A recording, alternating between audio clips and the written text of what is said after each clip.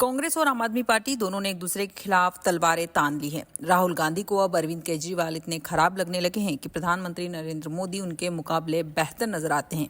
अचानक कांग्रेस की राजनीति इतनी कैसे बदल गई? भारत की राजनीति में पिछले एक दशक से विपक्ष के लिए सबसे बुरी शख्सियत प्रधानमंत्री नरेंद्र मोदी ही हुआ करते थे। सभी मिलकर उन्हें ही हटाने का दम भरते रहे, पर लगता है कि अब स्थितियां बदल रही हैं।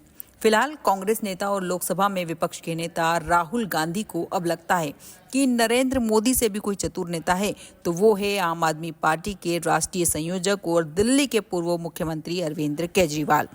गुरुवार को बादली विधानसभा क्षेत्र में एक जनसभा को संबोधित करते हुए राहुल गांधी ने कहा कि प्रधानमंत्री मोदी से भी ज्यादा झूठ बोलते हैं अरविंद केजरीवाल। उन्होंने कहा, केजरीवाल झूठ बोलते रहते हैं। जिस तरह प्रधानमंत्री मोदी झूठ बोलते हैं उसी तरह केजरीवाल भी झूठ बोलते हैं, उनमें ज्यादा अंतर नहीं है। फिर राहुल कहते हैं कि अरविंद केजरीवाल पीएम मोदी से भी अधिक चालाक है। यहाँ स्पष्ट कर दे कि चालाक शब्द का इस्तेमाल होशियार या बुद्धिमान होने से नहीं है, यह शब्द शातिर होने के लिए यूज किया जाता है। अब सवाल उठता है कि ऐसी क्या दुश्वारियां हो गई कि राहुल गांधी और कांग्रेस को अचानक अरविंद केजरीवाल में बहुत सारी बुराइयां नजर आने लगी। इसके लिए पिछले कुछ दिनों से देश की बदलती राजनीति की ओर देखने की जरूरत है। दरअसल राहुल गांधी और कांग्रेस का अरविंद केजरीवाल को लेकर यह रौद्र रूप जो दिख रहा है उसमें इंडी गुट के दलों की बड़ी भूमिका है। दिल्ली चुनाव को लेकर इंडी गठबंधन के अधिकतर दलों का एक तरफा कांग्रेस की बजाय अरविंद केजरीवाल को खुलकर सपोर्ट कर देना पार्टी को नहीं भाया। टीएमसी, समाजवादी पार्टी, शिवसेना, उद्धव आदि ने जिस तरीके से दिल्ली में आम आदमी पार्टी को सपोर्ट किया है उससे यही लगता है कि सभी दलों की आंख में कांग्रेस ही चुभ रही है।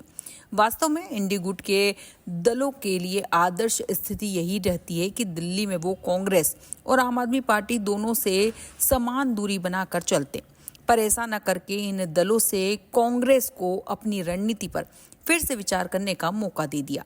आखिर कांग्रेस अपनी बर्बादी का जश्न कब तक मनाती?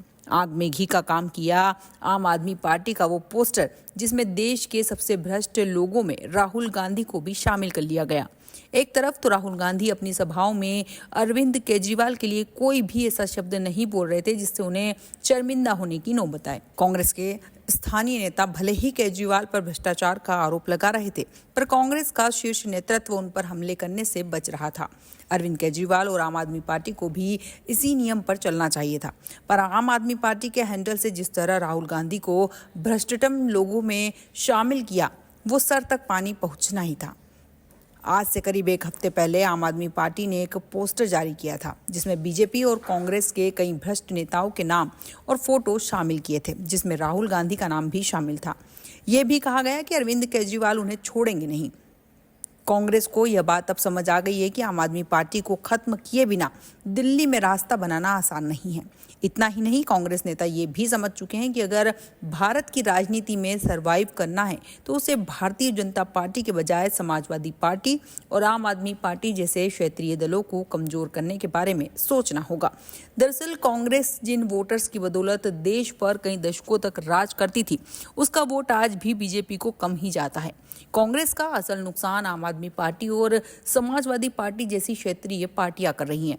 दलित और मुसलमान वोटर्स जो कांग्रेस के परंपरागत वोटर्स रहे हैं, अगर एक बार फिर से पार्टी की तरफ झुकते हैं तो देश की राजनीति में बहुत उलटफेर हो सकता है।